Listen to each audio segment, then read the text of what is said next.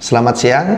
Sebelum saya memperkenalkan diri, izinkan saya membuka dengan penganjali umat. Om Swastiastu. Assalamualaikum warahmatullahi wabarakatuh. Salam sejahtera untuk kita semua. Namo Buddhaya dan salam harmoni.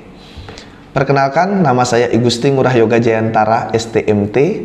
Saya bertugas di program studi Teknologi Rekayasa Penginderaan Jauh, jurusan Geografi, Fakultas Hukum dan Ilmu Sosial, Universitas Pendidikan Ganesha. Adapun mata kuliah yang akan saya bawakan adalah mata kuliah Sistem Informasi Geografis Dasar.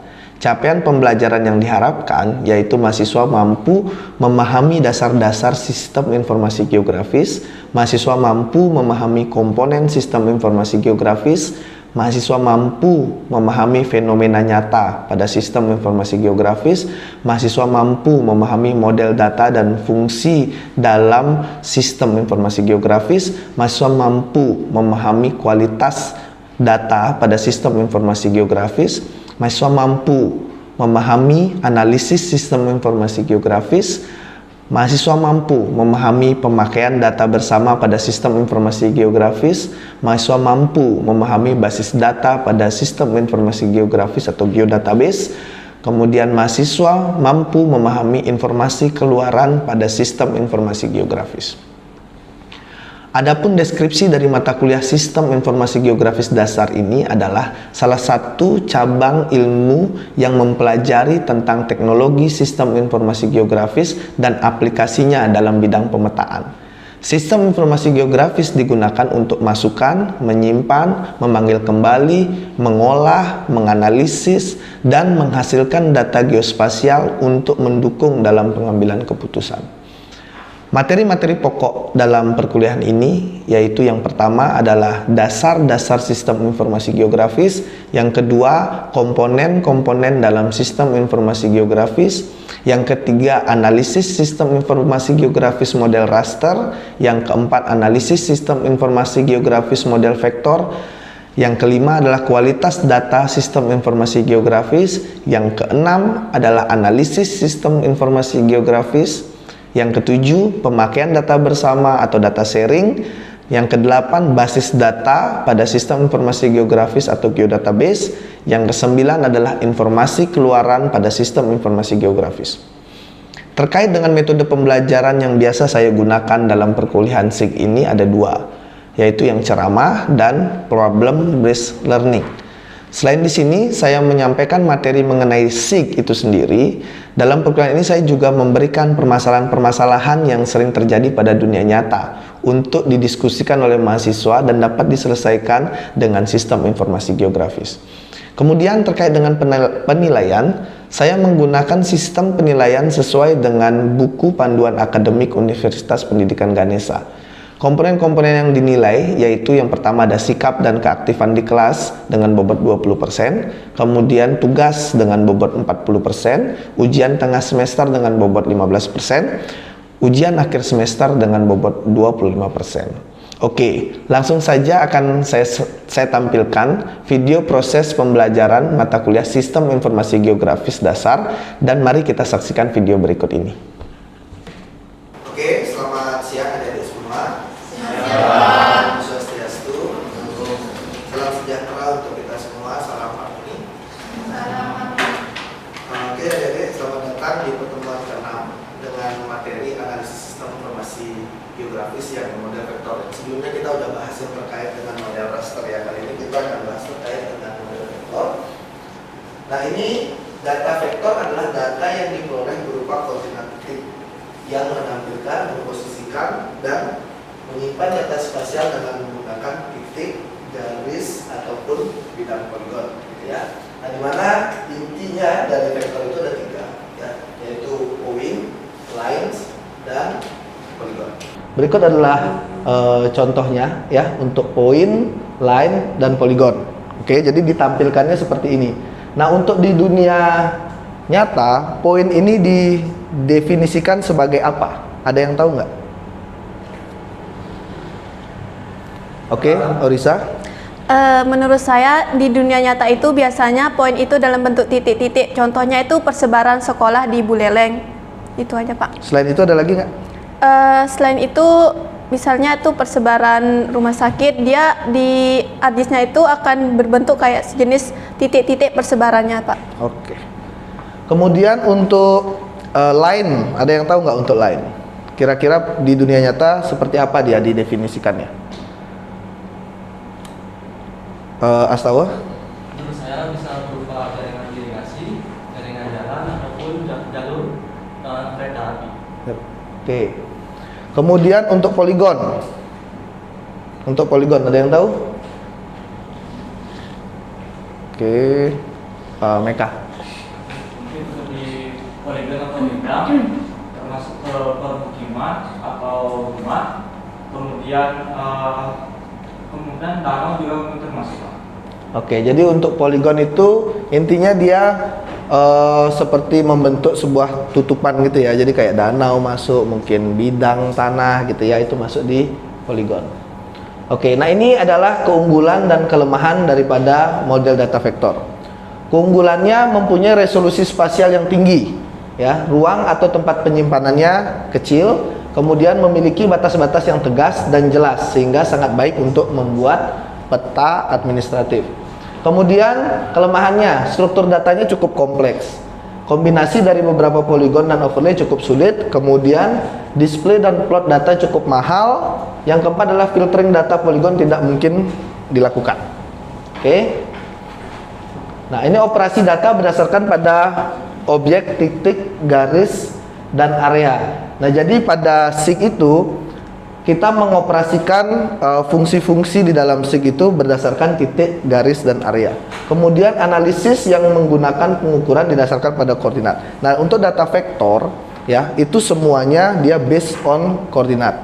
Oke, jadi kalau kita mau mengukur jarak dari titik A ya ke titik B dalam sistem informasi geografis, itu kan berdasarkan hasil daripada perhitungan matematis daripada aplikasi GIS-nya gitu ya. Dimana didapat itu berdasarkan perhitungan koordinat itu ya, dari koordinat 1 ke koordinat 2 dihitung secara matematis, langsunglah didapat hasilnya. Sedangkan pada aplikasinya kan kita tinggal ngukur aja langsung keluar gitu ya, padahal itu berdasarkan bahasa matematis. Oke, kemudian ini contoh pemanggilan data ya, contoh pemanggilan datanya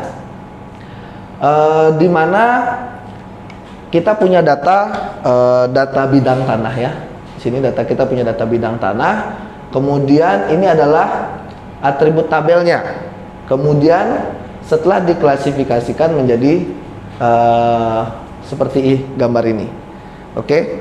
Oke, di sini di pemanggilan data kita contoh kita masukkan data bidang tanah beserta atributnya.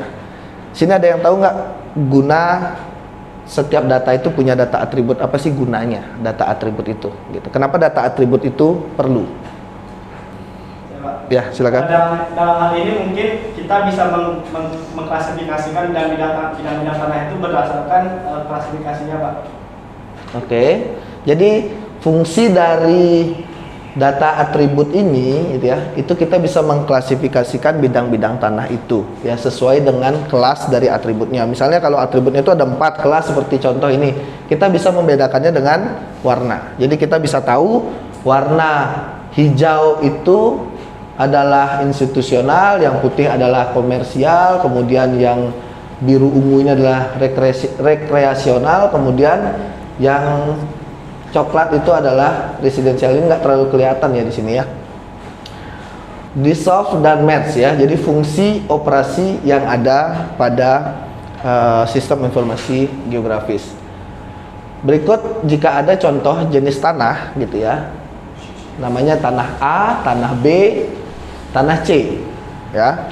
Dengan potensi tumbuh adalah D dan F. Oke, saya sederhanakan ya. Jadi contoh ada tanah miliknya Orisa, ada tanah miliknya Menik ya, ada tanah miliknya Nanda, misalnya seperti itu ya, ABC gitu ya. Nah, tanah ini punya potensi tumbuh D dan F. Misalnya tanahnya Orisa itu bisa potensi tumbuhnya misalnya nanam jagung gitu ya. Yang F ini misalnya potensi tumbuhnya nanam padi misalnya kayak gitu ya. Jadi diklasifikasikan seperti ini. Berarti AD berarti tanahnya Orisa, itu potensi tumbuhnya adalah tanaman jagung, misalnya seperti itu. Sampai sini bisa dipahami? Bisa, ya? Oke, sekarang misalnya kita mau melakukan reklasifikasi hanya dengan jenis tanahnya saja. Berarti kita tinggal reklasifikasi dia berdasarkan jenis tanahnya. Berarti nanti potensi tumbuhnya ini akan hilang. Jadi bentuknya akan seperti ini. Oke, atributnya akan seperti ini. Jadi atributnya yang lengkap seperti ini dirubah menjadi ini saja. Oke. Kemudian kita bisa melakukan fungsi dissolve, ya. Dissolve batas antar area dengan jenis tanah yang sama. Oke. Jadi kita dissolve dia berdasarkan jenis tanah yang sama. Oke. Jadi ini A sendiri, kemudian B dengan B, kemudian C dengan C, gitu ya. Jadi digabungkan fungsinya itu. Oke. Kalau untuk merge dia yang ini ya, jadi udah jadi satu. Oke, kemudian ini adalah reklasifikasi dengan data atribut. Sama seperti yang tadi sini ya. Jadi kita punya data atribut yang banyak, gitu, kemudian kita reklasifikasikan berdasarkan warna ya. Kita kelompokkan dia data atributnya berdasarkan data land use, kemudian kita sesuaikan yang sama, kita berikan warna yang sama. Ada yang tahu nggak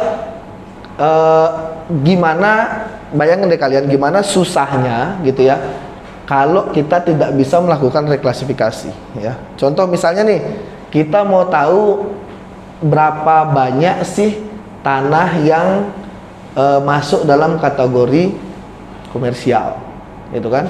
Berarti kalian nanti harus bukain satu-satu gininya, apa namanya, bidang-bidangnya itu ya. Oh ini bukan, ini masuk ini gitu. Nah saya mau nanya, kira-kira data atribut ini dapatnya dari mana? Ada yang tahu nggak? Ada yang tahu nggak data atribut ini dapatnya dari mana? Oke, so Mungkin dengan cara observasi ke lapangan mungkin. Oke, itu benar ya. Jadi data atribut ini itu nggak langsung kita dapetin. Kalau kalian kan enak nih, misalnya nanti kalau kalian perlu data, kalian tinggal minta nih datanya itu ke dinas atau kemana gitu ya. Kalian udah dapat terima jadi, datanya udah ada land use-nya. Tapi gimana sih cara bikinnya data itu? Langsung survei ke lapangan. Dan saya pernah ngalamin kerjaan ini pada saat saya kuliah dulu gitu. Jadi saya melakukan survei sesuai dengan peta kerja yang saya dapat gitu. Karena ini perlu diupdate nggak setiap berapa berkala? Perlu nggak kira-kira menurut kalian? Perlu, Pak. Perlu ya, karena mungkin setiap tahun itu dia semua berubah ya. Oke, itu perlu dilakukan updating data gitu ya. Jadi ini kita dapat dari hasil survei langsung ke lapangan. Kemudian, nah ini fungsi operasi overlay. Kalian kita lihat sama-sama ya untuk di sini. Jadi meliputi integrasi data pada setiap layar itu kurang lebih pengertian umum daripada overlay. Jadi simpelnya overlay itu kita ada punya beberapa peta kerja atau data lah kita bilang ya. Kemudian kita ingin menghasilkan suatu data yang baru, kita perlu melakukan namanya overlay. Berapa banyak yang kita bisa lakukan overlay? Berapa aja bisa, sesuai dengan kebutuhan data apa yang mau didapatkan gitu ya. Ini misalnya contoh saja, ini ada 4 layer yang mau di overlaykan gitu ya. Ada 4 layer.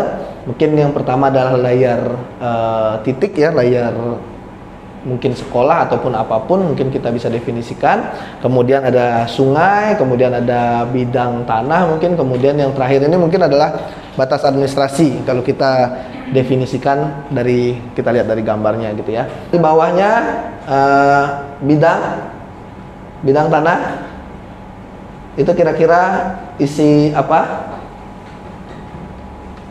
Ada yang tahu lagi? Risa? Biasanya nama penggunaan lahannya itu apa, luasnya seberapa, sama koordinatnya biasanya, Pak. Oke. Yang terakhir mungkin batas administrasi, isinya apa? Atributnya? Ayo, masa cuma Nurisa sama Pasa aja? Yang lain?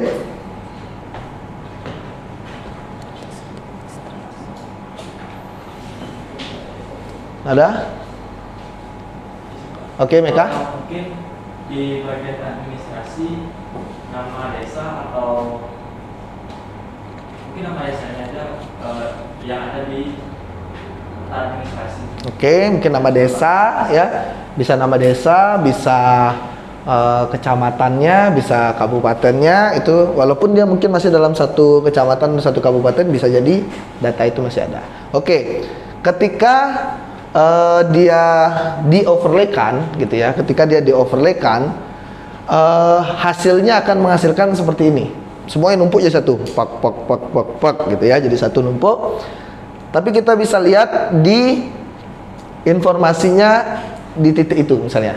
Yang kita melihat informasi titik misalnya gitu ya. Kita klik awalnya yang tadi dibilang itu hanya nama tempat dan koordinat misalnya, akan berubah data atributnya menjadi nama tempat, terus ada koordinatnya, kemudian ada di wilayah mana, kemudian di tanah miliknya siapa gitu ya. Jadi lengkap isinya. Nah, itulah guna daripada overlay gitu ya. Jadi untuk melengkapi data-data atribut sesuai dengan kebutuhan data kita. Oke, kemudian kita lanjut. Ini ada vector overlay. Jadi beberapa jenis overlay pada data vector ya. Ada impose, stem, join, dan compare. Oke, saya jelasin dulu. Untuk impose itu ada contoh map A dan map B. Kita anggap layer 1 dan layer 2 gitu ya. Kita anggap layer 1 dan layer 2. Kemudian ketika dia dimasukkan fungsi impose gitu ya, layer 1 akan berada di atas layer 2. Kemudian layer 2-nya ini akan hilang, masuk ke dalam layer 1. Oke, hasilnya seperti ini. Itu fungsi impose. Kotaknya hilang, mengikuti bentuk daripada layer 1. Oke, misalnya layer satunya segitiga nih, misalnya ya. Berarti di sini bentuknya segitiga. Oke. Informasi apa aja yang ada nanti? Mungkin di segitiganya itu setengahnya gini ya, mungkin di segitiga. Dia di sininya 1, di sininya 2, kemudian 4/3 gitu ya, bentuknya kayak biasa segitiga. Oke, kemudian ada yang stem. Oke, yang stem itu layer satunya kotak kecil, kemudian layer 2-nya itu kotak besar. Harusnya kalau misalnya fungsi yang lain mungkin layer 1 akan bareng dengan layer 1 gitu ya. Tapi karena dia fungsinya stem gitu ya, dia kode layer 1 akan berubah, dia tetap berada di atasnya layer 2. Kemudian dia mempunyai kode baru ya, kode 5 dan kode 6. Berarti dia jenisnya dibedakan, tidak dijadikan satu gitu ya. Oke, kemudian untuk yang join, itu layer 1 dan layer 2 ketika join dia digabung, berarti yang kodenya sama, misalnya 1 dengan 1 itu dia akan digabung. Oke, atribut tabelnya sama, itu namanya join ya. Oke, dari keempat ini bisa dipahami ya perbedaannya ya. Bisa dilihat ya perbedaan dari setiap tipe daripada vector overlay ini. Cuman adik-adik tahu nggak yang mana sih yang biasa digunakan dalam pengolahan data misalnya GIS? Ada yang tahu nggak? Oke, Leni. Menurut saya yang sering digunakan itu join overlay Pak, tapi kembali lagi tergantung dengan kebutuhan dalam pengolahan datanya. Oke, jadi yang paling penting itu ya, tergantung pada kebutuhan pengolahan datanya. Itu kata kuncinya. Oke. Oke, kita lanjut. Ini adalah polygon operators ya. Contohnya yaitu clip by dan override by. Ini bisa dilihat layer pertama. Itu misalnya batas administrasi, kemudian ini misalnya batas desanya yang dipakai clip by. Berarti kan clip by, clip berdasarkan gitu ya kalau bahasa Indonesianya ya, clip by, dipotong berdasarkan gitu ya. Jadi ini dipotong berdasarkan ini jadinya seperti ini. Bentuknya mengikuti daripada layer kedua, layer yang digunakan untuk potong. Kemudian override by layer pertama, kemudian layer kedua dia numpuk. Ya. Dia numpuk. Sama kalau kayak kalian sedang mau nge-save dokumen misalnya di laptop kalian. Biasanya kalau filenya namanya sama, gitu kan? Filenya namanya sama nih. Gitu. Kalian save pasti ada tulisan override, gitu kan? Jadi dia ditumpuk. Oke? Ditumpuk berdasarkan layer kedua. Nah, ini jika melakukan overlay untuk layer, misalnya layer pertama adalah layer titik, layer kedua adalah layer poligon. Pada case ini misalnya layer pertama adalah sebaran sumur, ya, misalnya sumur bor, kemudian layer kedua adalah batas administrasi wilayah. Ini kepake kok biasanya di pertambangan gitu ya. Biasanya kita membuat persebaran sumur bor yang nentuin tempat sumurnya biasanya orang geologi. Cuma untuk memetakan di mana posisi akurat sumur bornya itu adalah orang geodesi, orang survei gitu ya, orang TRPJ. Jadi benar-benar kita punya posisi akurat daripada si sumur bor. Kenapa harus akurat gitu ya? Biar nggak salah ngebor. Ya kan, misalnya yang dicari di sana adalah minyak atau apa, kalau lokasinya sempat salah karena yang bagian survei kita yang tukang bor bukan kita gitu ya, bisa jadi salah gitu ya. Makanya kenapa letaknya harus akurat. Oke, ini bisa digunakan dengan overlay juga di layer wilayah gitu ya, batas administrasi wilayah, untuk kita bisa dapat misalnya sumur bor 1 letaknya di wilayah mana. Pada case ini sumur bornya diisi nama pemilik gitu ya. Mungkin di sini case-nya adalah sumur biasa di rumah gitu ya, miliknya milik siapa. Jadi ketika di overlaykan, tampilan petanya yang baru itu seperti ini ya. Ini numpuk aja di layer 1 sama layer 2. Tapi layer 1 ini punya data atribut tabel yang baru, yaitu data atribut tabel wilayah. Oke.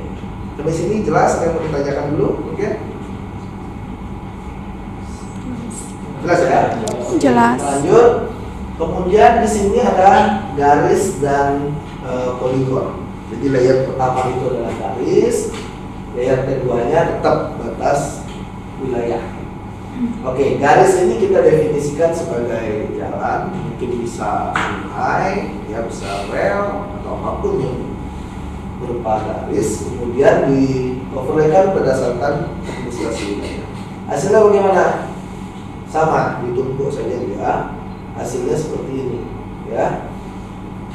Dimana jalan ini, ya, yang setelah berpotongan ini itu dia punya tambahan atribut tabel yaitu wilayah. Contoh data yang satu, gitu kan, yang ini ya, itu dia ada di Jalan 50, kemudian masuk kategori Sleman, misalnya SLM ini Sleman, BTL ini Bantul, KLB ini misalnya Kulon Progo, misalnya gitu ya.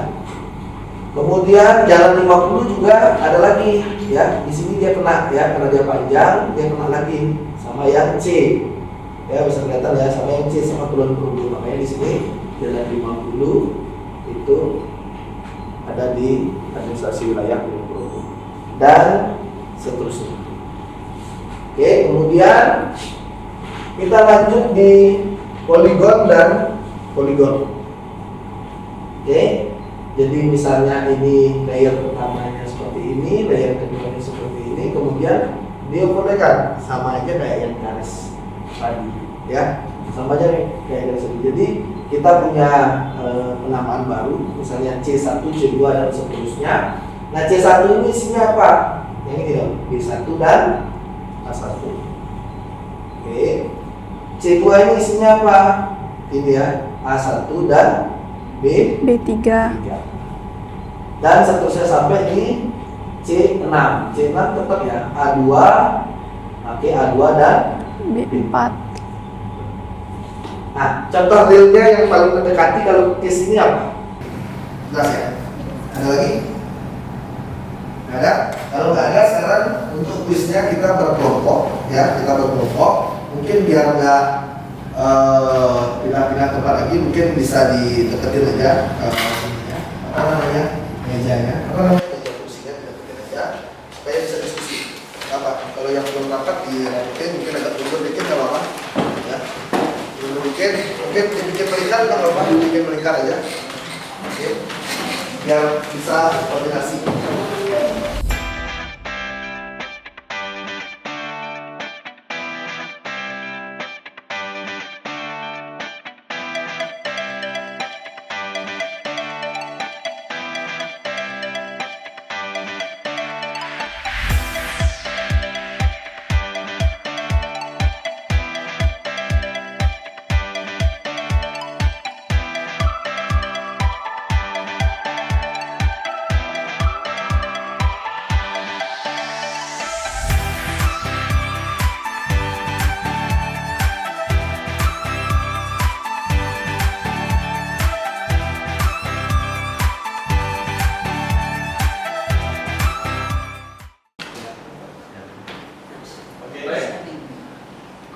Baik, terkait dengan soal kuis yang sudah diberikan, yang pertama yaitu ada fungsi apa yang cocok digunakan untuk menyelesaikan kasus di atas.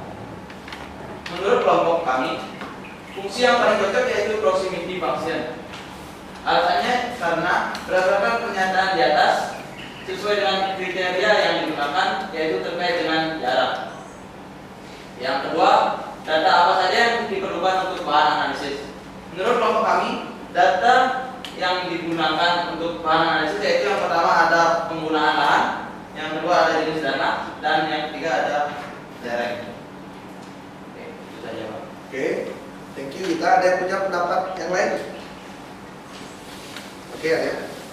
Baik, terima kasih atas waktu yang diberikan. Menurut kelompok kami dari kedua pertanyaan kuis di depan, yang pertama yaitu soalnya fungsi apa yang cocok digunakan untuk menyelesaikan kasus di atas.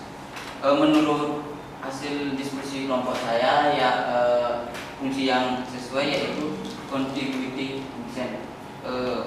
Alasan saya yaitu karena contiguity function itu menampilkan kesesuaian kriteria dari kriteria dari masalah di depan, yaitu kriteria kedua dan ketiga, yaitu berkaitan dengan daerah. Untuk soal yang kedua, data apa saja yang diperlukan untuk bahan analisis.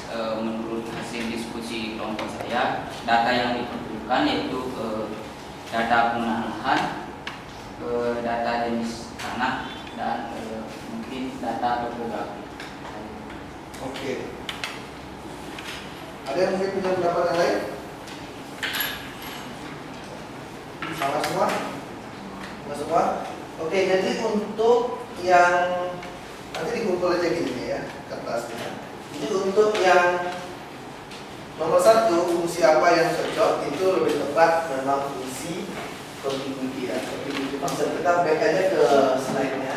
Kita bisa lihat di sini saya sudah kasih contoh tadi. Ya, di sini dia bisa mencari area, mencari area yang diperlukan. Ini contoh kuisnya aja yang minimum 400 km, kan kurang lebih sama ya. Kawasan dengan jaring misalnya jalan 1 km dan lain sebagainya. Dia bisa lebih banyak. Kalau proximity function itu lebih ke jarak aja, oke, lebih ke jarak. Tapi kalau yang contiguity itu dia bisa menunjukkan untuk daerah yang bukan pemukiman, kayak gitu ya, bukan jarak dari pemukiman, kan kita perlunya yang bukan pemukiman. Ya. Oke, akhir kuliah kita, adik-adik, sebelum kita akhiri, ada yang adik-adik mau tanyakan. Untuk ini ya tolong Korti kumpulkan ya. Untuk kuliah saya akhiri. Selamat siang adik-adik semua.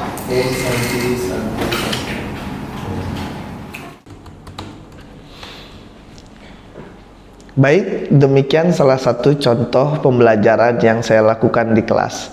Semoga apa yang saya sampaikan tadi dapat bermanfaat, dan akhir kata saya tutup dengan para mesanti. Om Santi Santi Santi Om. Waalaikumsalam warahmatullahi wabarakatuh. Salam sejahtera untuk kita semua dan salam harmoni.